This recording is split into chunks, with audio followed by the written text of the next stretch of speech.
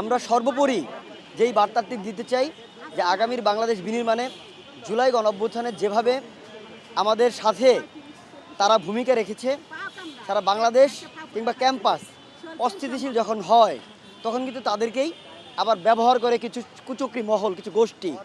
আমরা তাদেরকে সচেতন করতে চাই যে তারা যেভাবে জুলাই অবদান রেখে বীর হিসেবে এসেছিল, তারা এই সোনার স্বপ্নের বাংলাদেশে কারো দ্বারাই বিভ্রান্ত হবে না।